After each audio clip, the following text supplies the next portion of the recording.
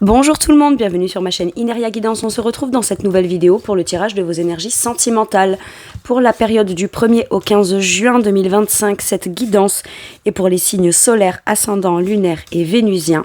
Et elle est pour les sagittaires. Bienvenue mes sagittaires sur votre guidance et sur ma chaîne. Les sagittaires, je m'excuse, j'ai un petit jour de retard sur la sortie de votre guidance. Ça aurait dû sortir maximum jusqu'à hier. Bon bah écoutez, j'ai pas pu faire autrement. Merci infiniment pour votre présence au quotidien. Bienvenue parmi nous à toutes celles et ceux qui s'abonneront. Et en description sous cette guidance, je vous mets tous les tarots et oracles que j'utilise, ainsi que mon lien pour celles et ceux qui souhaiteraient réserver une guidance privée avec moi. On garde bien à l'esprit, comme d'habitude, que ça reste une guidance générale qui ne peut pas parler à tout le monde, ou dans les moindres détails, à la même intensité, pour les mêmes raisons et parfois même au même moment. Donc n'hésitez pas à aller voir vos autres signes pour un autre message ou un complément de message, et pourquoi pas revenir un peu plus tard sur cette guidance, puisque ce qui ne vous parle pas tout de suite pourrait vous parler un petit peu plus tard. Le tarot Histoire de sorcière sera la base de mes deux premières colonnes de mon point de vue.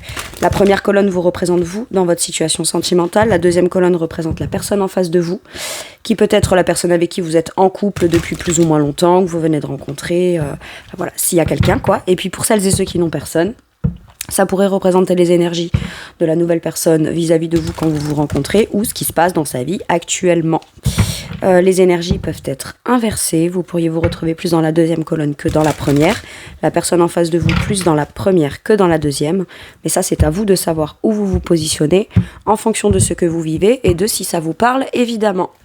Allez, on y va, c'est parti. Pour mes sagittaires, s'il vous plaît. Sentimental, ok, 8 d'épée.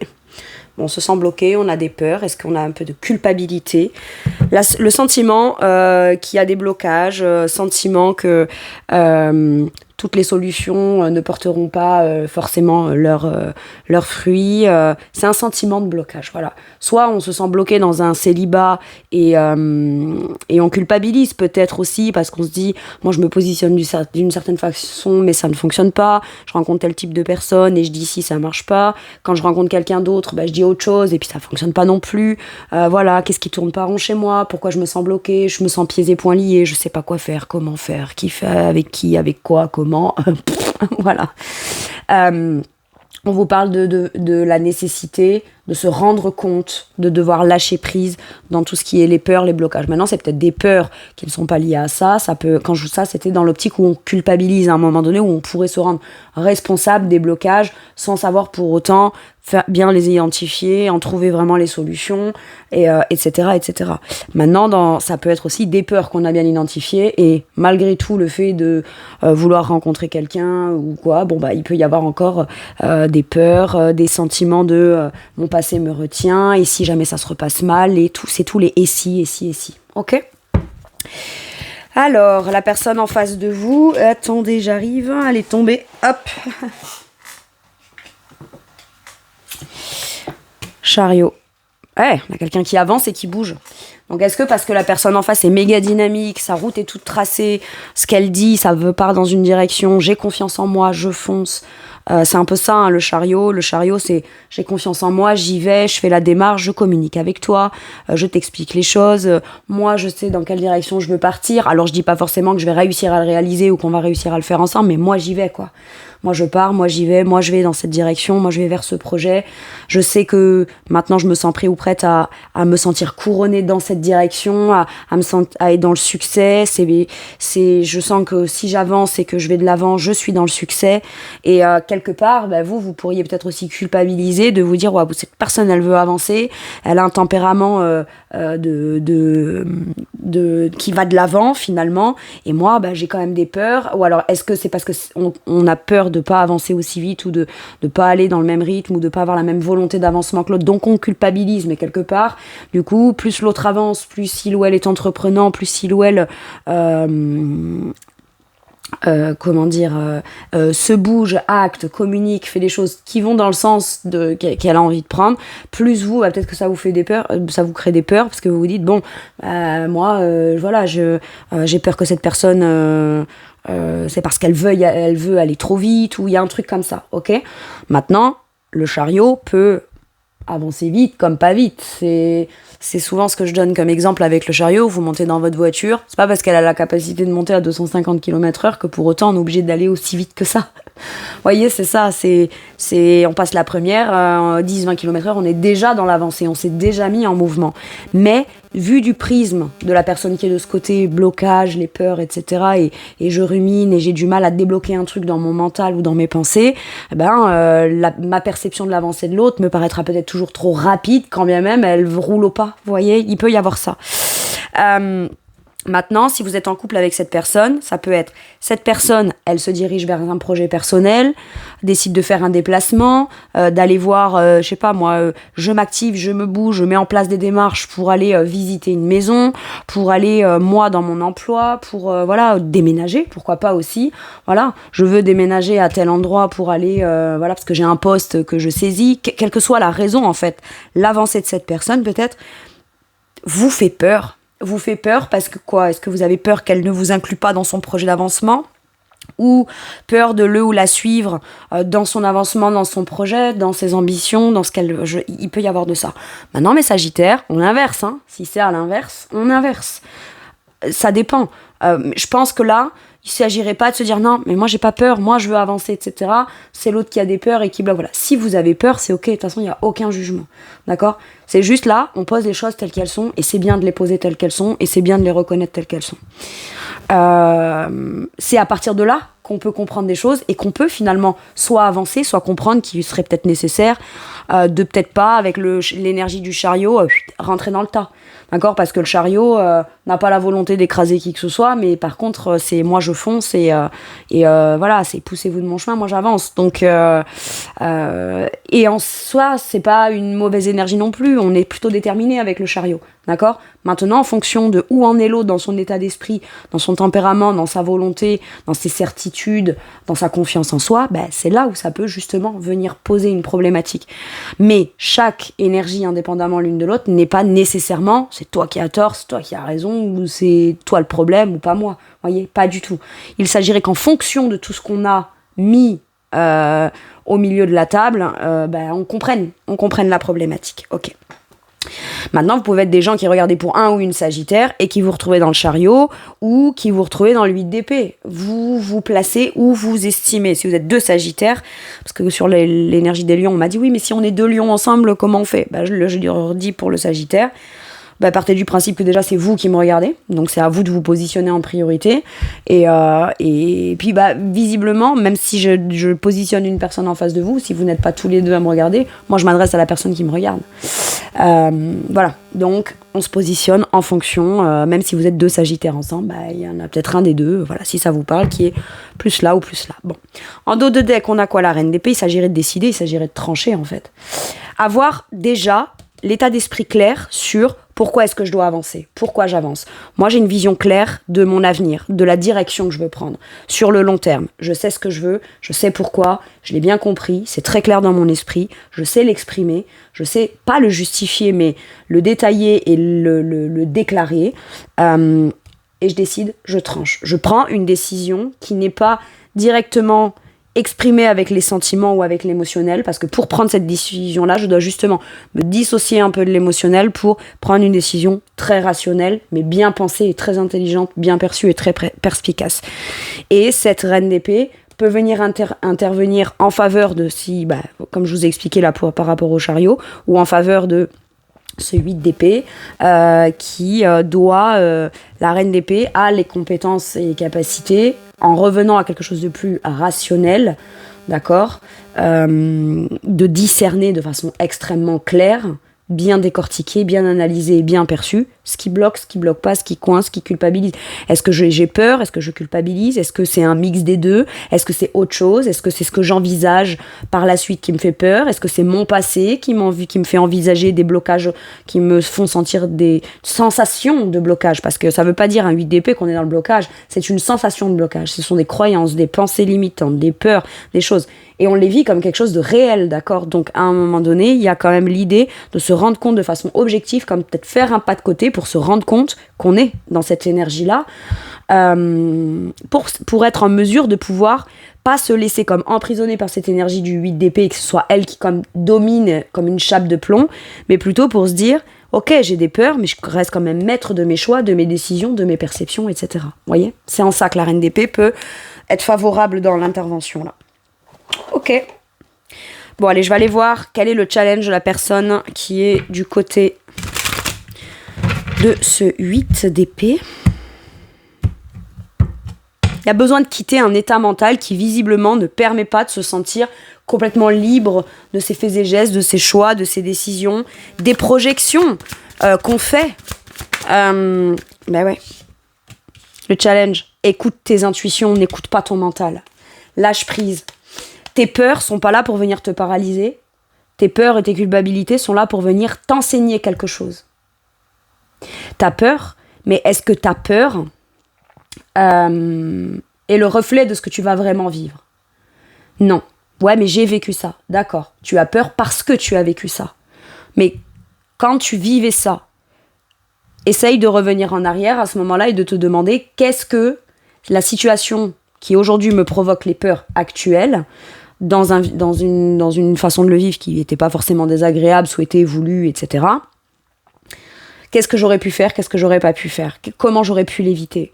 Tel type de personne qui me dit ci, qui me dit ça, nanani, nanana. Ok. Et ben à ce moment-là, clarifie, explique, exprime.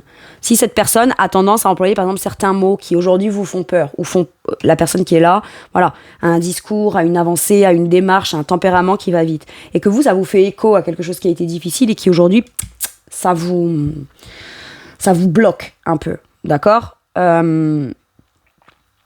Pourquoi ? Essayez de comprendre pourquoi. La grande prêtresse, elle étudie. Elle veut trouver la raison.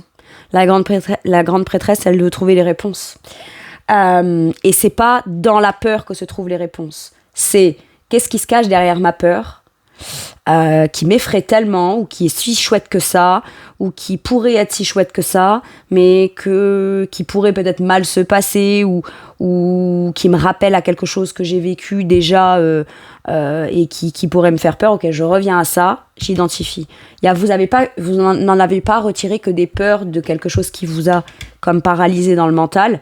Vous avez aussi vécu l'expérience. Et quand on vit l'expérience, on a des connaissances, on a des façons d'agir, on a des façons d'argumenter, on peut être capable d'identifier des choses intuitivement afin de venir dépasser ces blocages du mental.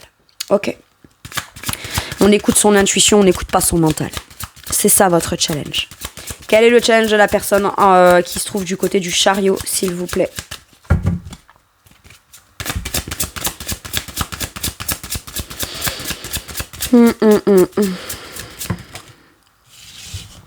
L'as de coupe, à l'envers. Ne pas avoir quand même trop le cœur ouvert. Quelqu'un qui se positionne en 8 d'épée, d'accord ? C'est pas quelqu'un qui est que pessimiste, que c'est difficile, que bloqué, que ci, que là. L'ouverture du cœur avec l'as de coupe à l'envers, ça peut être, moi je t'ouvre mon cœur pour comprendre tes peurs, mais par contre je dois essayer de les comprendre au travers du prisme de mon émotionnel et pas au travers du prisme de mon tempérament. C'est un peu ça, parce que le chariot, comme il est fonceur et que lui il maîtrise plein de choses dans sa part d'ombre, sa part de lumière, et qu'il est suffisamment maîtrisé dans les deux, mais c'est parce que aujourd'hui t'en es là. Mais rappelle-toi que toi aussi, peut-être pour devoir te challenger à rééquilibrer les deux, la part sombre comme la part lumineuse, t'as dû peut-être en passer par des phases du 8 d'épée. Donc là, il y a quand même besoin de garder un minimum le cœur ouvert. Maintenant, le tout étant de trouver le juste milieu. La personne qui est du côté du chariot, là, cœur ouvert, accepter que le potentiel de nouveaux départs, d'amour, de projets, etc., puisse être possible avec la personne là, c'est ok. Mais il n'y a pas que ça qui compte. Faut comprendre les enjeux de peur émotionnelle, mentale, etc. de la personne en face.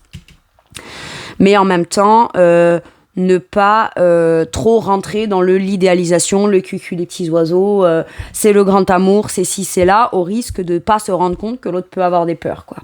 Maintenant, Si c'est quelqu'un là qui vous attend ou qui vous attendez, mes Sagittaires, ou si c'est vous qui êtes là et qui attendiez que l'autre se bloque, se débloque, arrête de culpabiliser, se libère de peur mentale, etc. Votre challenge, ça va être d'être en mesure et en capacité de vous dire « Oui, j'ai le cœur grand ouvert à cette personne ». Quand je retourne ça, ça ne veut pas dire que je ferme mon cœur à cette personne, mais ça veut dire que moi, je ne vais pas m'empêcher ou plus m'empêcher de vivre non plus mes projets de cœur, mon potentiel émotionnel, le potentiel de m'ouvrir potentiellement aussi à une relation par la suite, évidemment, croire quand même que l'amour est possible, malgré le fait que visiblement on avance. C'est pas tant pour renier complètement une relation, une personne, mais c'est plus... faut quand même que je continue à croire en l'amour. Mais croire en l'amour ne veut pas dire m'enfermer dans les peurs de l'autre. Donc je dois avancer. Mon challenge, c'est, mine de rien, d'aller quand même vers mes projets de cœur. Même si l'autre est bloqué.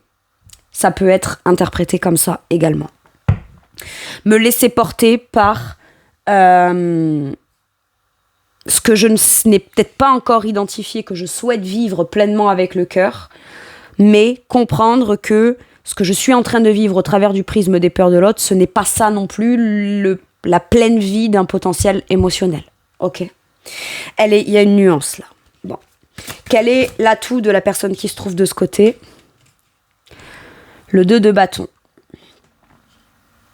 Prendre un temps de pause où le 2 de bâton n'est pas dans l'action. Le 2 de bâton projette, envisage les choses. Il regarde à l'horizon, il planifie les choses, il les envisage, mais pas dans le but de rester bloqué dans les peurs. C'est de quelle façon est-ce que je vais pouvoir, une fois que j'ai envisagé les choses de façon, dans les actes, dans ce que je désire, dans ce que je veux vivre, comment je peux envisager par la suite, en passant sur le 3 de bâton, pouvoir acter, avancer, faire évoluer ou agir différemment afin de me projeter. Parce que si la personne qui est de ce côté va vers son truc et qu'on reste campé là, il va falloir être capable, pour la personne qui est là, visiblement, de réussir à se projeter, certes, mais sans que la personne, elle soit là. La personne, elle aura avancé. Donc, ça ne veut pas dire pour autant que ça va se terminer ou que c'est terminé. Ça veut juste dire que la personne ne peut plus venir comme... C'est-à-dire qu'une fois... Si j'enlève ça, d'accord, c'est aussi simple que ça. Si j'enlève ça, à quoi sert ce 8 d'épée ? À quoi servent les peurs ? À quoi servent les angoisses ? Il n'y a plus lieu d'avoir des peurs et des angoisses. Par contre, quand on projette, faut accepter, du coup, de se dire, très bien, maintenant je projette, mais comme je me suis laissé embarquer dans mes 8 d'épée, dans ce que je projette, on voit bien que là, à l'horizon, visiblement, il n'y a plus la personne. C'est comme ça que je le sens, et c'est la première fois que je fais ça dans un tirage où je parle d'une personne et de l'autre. Donc c'est pas anodin. À mon avis, c'est pas anodin. Je pense que se projeter, la personne en est capable, dans les désirs, dans le potentiel positif, dans ce qui rend optimiste, dans les actions, dans ce qui rend vivant, puisqu'on est sur une énergie de bâton. Mais ça ne peut pas être possible de s'y projeter de façon concrète tant qu'on est dans un 8 d'épée. Et on a le potentiel et les capacités de savoir précisément ce que déjà en amont, avant même d'avoir peur, on avait déjà projeté avec cette personne. Maintenant, qu'est-ce qu'on fait ? Est-ce qu'on reste juste là à se projeter ? Quitte à risquer de devoir finir par se projeter seul, parce qu'après tout, voilà. Mais bon, à ce moment-là, le 8 d'épée, je vois pas ce qu'il viendrait continuer à foutre là. Hein. Il n'y a plus à avoir peur, il n'y a plus à personne. Je le sens comme ça. Et à ce moment-là, il faudra assumer pleinement d'envisager la suite, soit sans cette personne, soit est-ce qu'il faudrait pas peut-être que la personne, elle suive sa route, pour qu'on se dise, attends, je vais arrêter d'avoir peur, non, je vais vraiment me projeter. Ok, mais si je me projette et que j'en ai le désir, par la suite, il faut vraiment que je passe à l'action, quoi.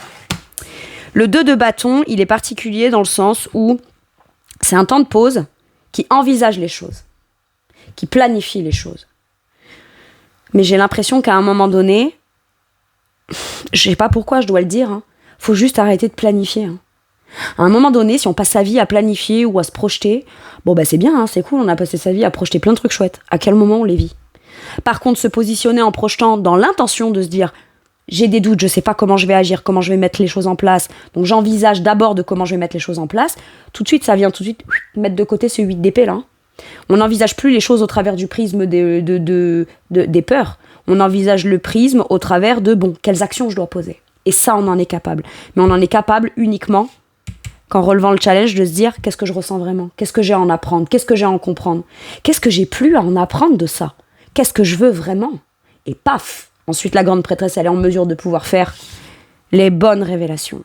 Ou de se révéler à elle-même ce qu'elle veut vraiment faire et planifier par la suite. Et parfois, quand quelqu'un reste là, par compassion et parce que l'autre a peur, etc., ça ne prend pas service à la personne. En tout cas, ça ne lui permet pas de se dire « Bon, je dois sortir de mes peurs, alors j'ai tout mon temps. » Non, non. En général, ça ne fait que favoriser le fait que cette personne, elle a peur. Ok. Oui, mais je peux pas. Oui, mais je suis bloquée. Bloquée. D'accord, très bien. Bon, regarde, si je m'en vais, regarde, tu n'es plus bloqué, puisque je m'en vais. J'avance. Je vais dans mes projets. Et avec confiance et affirmation. Ok. L'atout de la personne qui est du côté du chariot, s'il vous plaît. L'empereur à l'envers.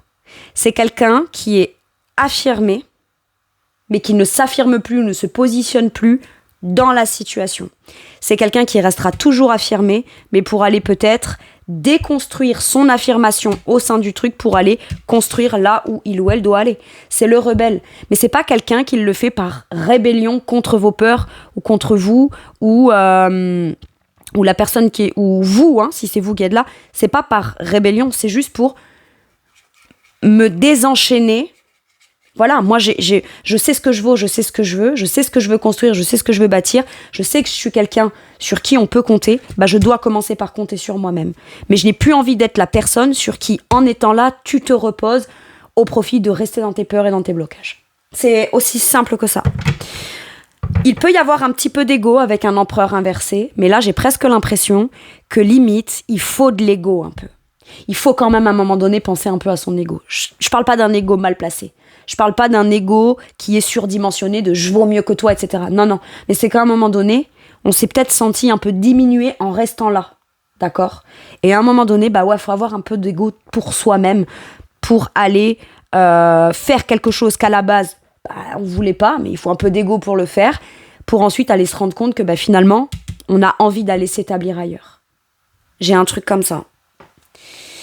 Ou alors, pas forcément aller s'établir ailleurs, mais au moins ne plus être obligé d'être établi comme les choses elles étaient. Ok. Je sais pas du tout comment ça va vous parler, mes Sagittaires. Bon. Ce qui est fou là-dedans, c'est qu'au sens littéral du terme, ton challenge, ça va être de pas écouter ton amour, ça va être d'écouter ton ego. Et le message que je dirais à la personne de là, c'est n'écoute pas ton ego, écoute tes ressentis et ce que tu projettes. Pour de l'amour, visiblement. C'est particulier, hein ? Bon. J'encourage personne à suivre son ego, attention, qu'on soit bien d'accord. Mais bon, à un moment donné, j'ai l'impression que c'est comme si, je sais pas, il y a une limite en fait.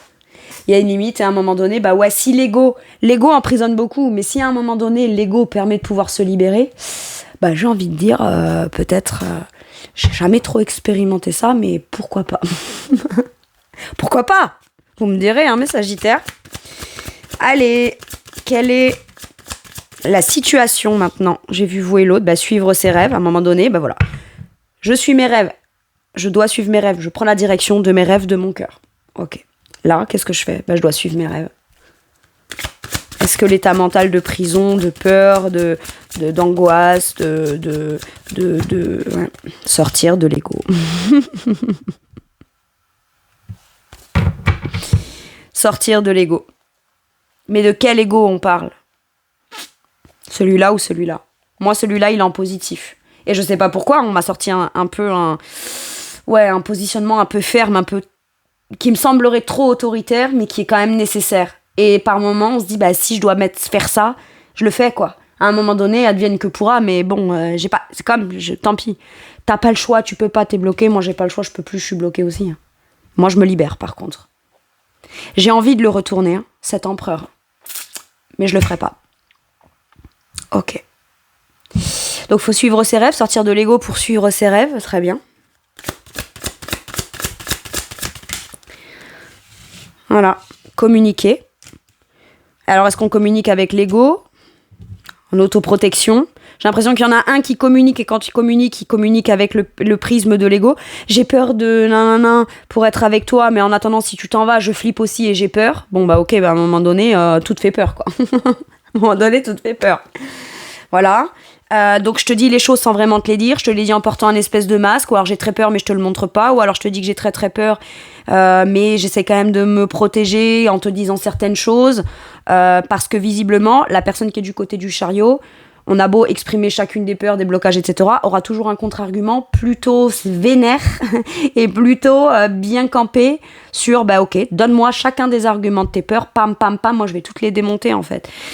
Et quelque part, bah, y a besoin aussi de se protéger, de communiquer de façon claire et de façon équilibrée. Quelqu'un dit quelque chose, quelqu'un répond, les choses sont claires, les choses sont posées. Maintenant, est-ce que ça permet de sortir de l'ego et de se dire, bah ok, advienne que pourra, cette discussion m'ouvre les yeux sur le fait que je dois suivre mes rêves. Mais d'un côté, voilà, il y a l'autoprotection. D'accord. Bah, peut-être que la personne qui est de ce côté et qui cherche à se protéger très inconsciemment, c'est de l'autoprotection. Mais la personne qui, visiblement, avance dans ses projets et doit un peu s'imposer et prendre des décisions qui sont un peu égotiques, c'est peut-être aussi pour se protéger. Voilà. Donc ça, c'est chacun ses raisons. Mais en tout cas, quoi qu'il arrive, ça amène un changement positif. Ok. Bon. Mais Sagittaire, vous me direz. Hein. Ou les gens qui me regardaient là pour un ou une Sagittaire, n'hésitez pas à me dire. Je le précise, vous pouvez être quelqu'un qui regardait pour un Sagittaire et c'est pas vous qui êtes dans l'ego ou je sais pas quoi. Donc faut pas m'engueuler en me disant « Ah mais c'est pas moi, c'est le Sagittaire. » Oui, je le sais, c'est possible, je le sais. On se calme, on se calme. Allez. Ou alors le Sagittaire, ah ben non mais c'est bien lui, hein, c'est oui, je sais. Et je suis désolée déjà. Qu'est-ce qu'on a? Suivre ses rêves. Le 7 de coupe, c'est les rêves. Mais quel choix on fait? Est-ce qu'on fait le choix logique pour s'assurer qu'on va suivre ses rêves? Ou alors est-ce qu'on... C'est aussi quelque chose qui est encore un peu flou, un peu illusoire. Hein. Là, on est un peu dans les illusions. J'envisage ci, j'envisage ça, tout me semble bien, ça peut être un rêve, mais en même temps, je sais pas trop quoi choisir, parce que ça peut être bien, ça peut être bien, ceci aussi. Oui, d'accord. Bah, commence par un truc. Et le premier truc que tu dois choisir, c'est le choix du cœur. Il y a que ça.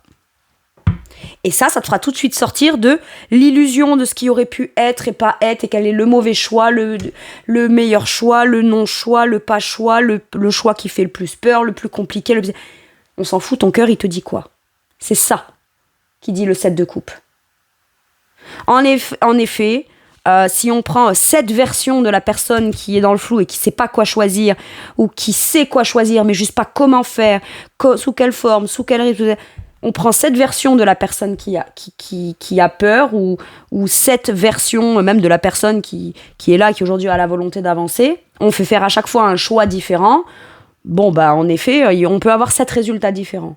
Mais là, on peut pas dédoubler qui que ce soit. D'accord? Il n'y a qu'une personne qui peut choisir. Donc on se dit, c'est sûr de ne pas te tromper, c'est le choix du cœur que tu dois faire, et puis c'est tout.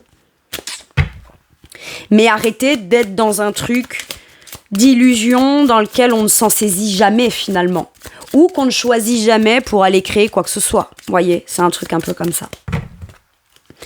On peut avoir l'embarras du choix aussi, mais célibataire. L'embarras du choix. Donc si vous rencontrez quelqu'un qui a des peurs, des blocages, machin, là, on vous dit, continue ta route, peut-être t'auras encore plus de choix, et des choix qui seraient peut-être mieux que de rester campé sur un petit oiseau blessé sur le bord de la route qui a des peurs. Voyons comment je peux le sauver.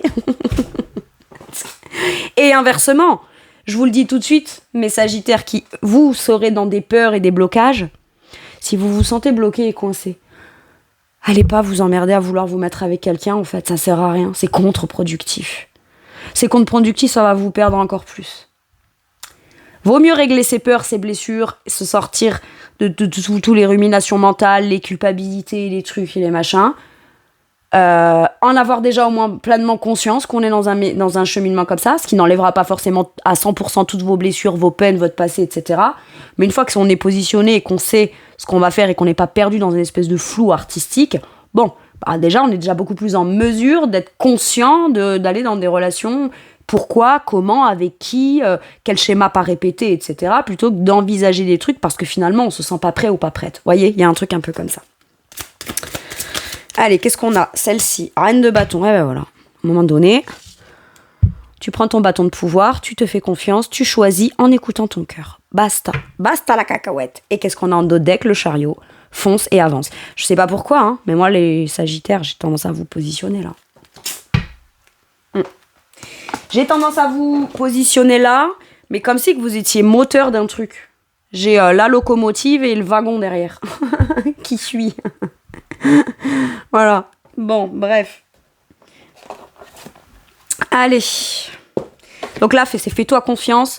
Fais confiance en ton pouvoir de décision, à tes actes que tu poses, à tes décisions qui sont actées. Assume pleinement. Fais-toi confiance. Fais-toi confiance aussi lors d'une action pendant un choix de cœur.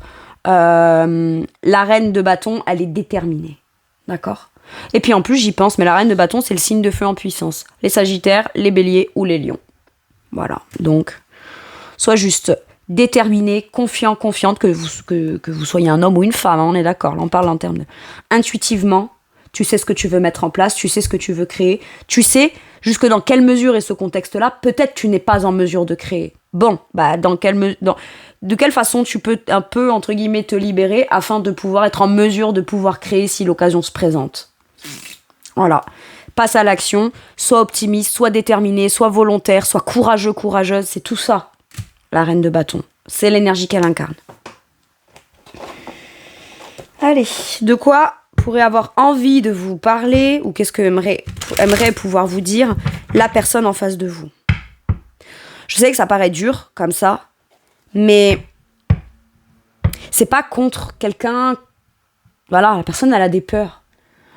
À partir du moment où on conscientise qu'on peut faire tout ce qu'on veut, tant que la personne, elle a des peurs, nous, personnellement, ou la personne qui est en face de quelqu'un qui a peur, peut rien y faire. Elle peut faire, elle peut pas faire, elle peut dire, elle peut pas dire, elle peut acter, elle peut essayer de charmer, elle peut essayer de tout faire. Une peur, ça se règle pas par une tierce personne en face. Une peur, ça se règle de façon intime, personnelle de soi-même, vis-à-vis de soi-même. C'est tout. Et on dit pas que les peurs ne sont pas légitimes. Et on n'est pas en train de juger la personne qui a peur. Mais on peut pas juger non plus la personne qui, elle, veut avancer. C'est ça. Et je dis, si on arrive à se libérer là, peut-être qu'après ça galope vite et ça rattrape le chariot même bien plus vite, parce qu'on n'est pas en train de dire que le chariot va à 250 km/h, ça se peut il avance mais à 40 km/h.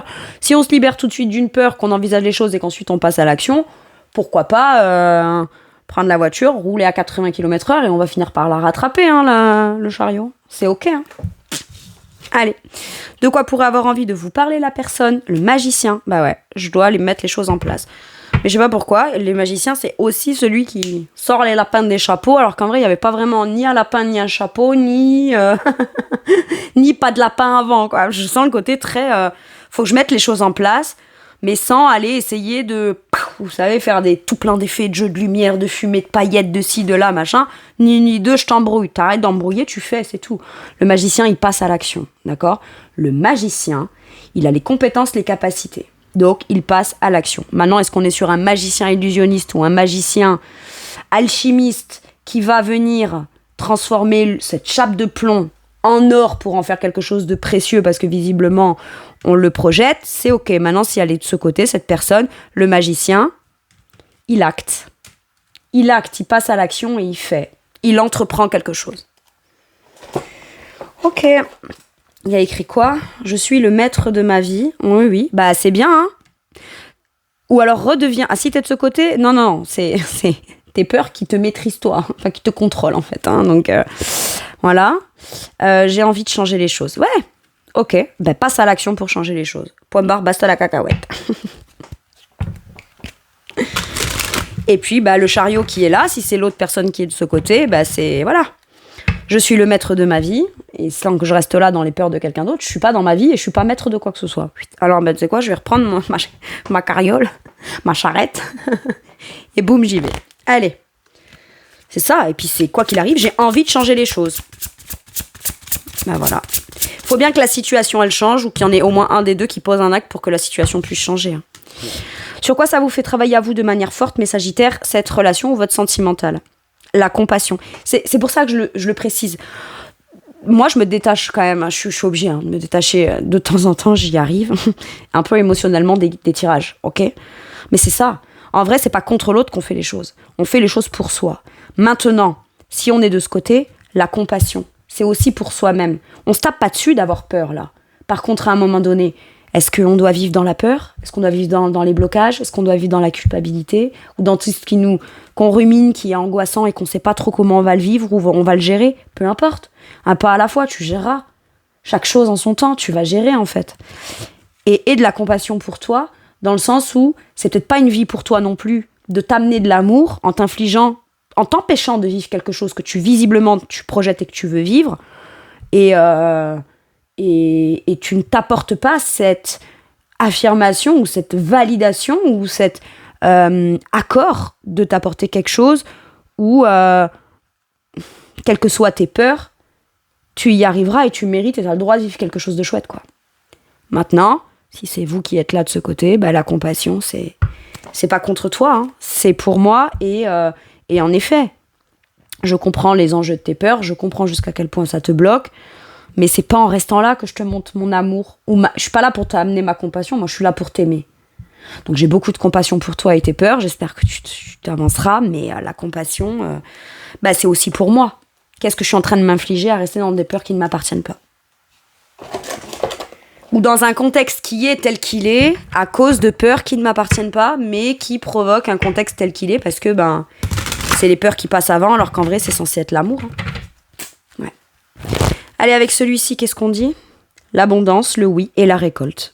Et visiblement, si je me libère de mes peurs, j'ai l'abondance, la récolte, et on dit oui, c'est un grand oui. Et si c'est là et je me libère, quoi qu'il arrive, visiblement, la seule façon de pouvoir avoir un oui, une récolte, et se sentir de nouveau dans l'abondance, ou enfin dans l'abondance, c'est soit d'avancer, soit de se libérer de ses peurs, et de clairement se positionner. On peut aussi ne pas partir là, hein, mais s'affirmer en disant à l'autre, écoute, moi je te laisse tant de temps, mais à partir de tant de temps, quand même, moi j'ai envie de commencer à récolter, voir, voilà, tu as le droit d'avoir peur, etc. Par contre, essaye quand même d'avancer un minimum dessus, parce que si tu n'avances pas dessus, moi je peux pas rester là camper. J'ai le moteur allumé. J'ai le moteur allumé, je peux pas rester en double fil 107 ans, quoi. Voilà. Et inversement, voilà.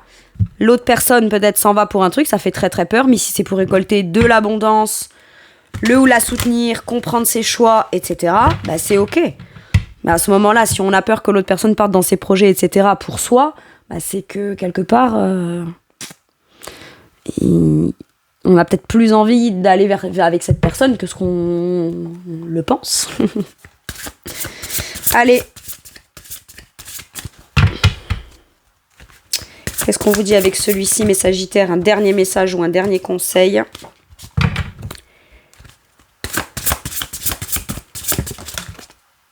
Une seule, s'il vous plaît. Allez, dernier message ou dernier conseil pour mes Sagittaires, s'il vous plaît.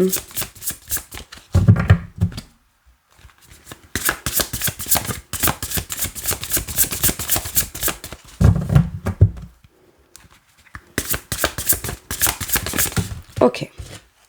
Le 10 de coupe. Tu sais où est ton bonheur. Et si ce que tu veux, c'est du bonheur, ce qui compte, c'est ça. C'est pas les peurs. Quand t'es dans un 8 d'épée, tu peux pas atteindre ton 10 de coupe, ton bonheur, en fait. Ok.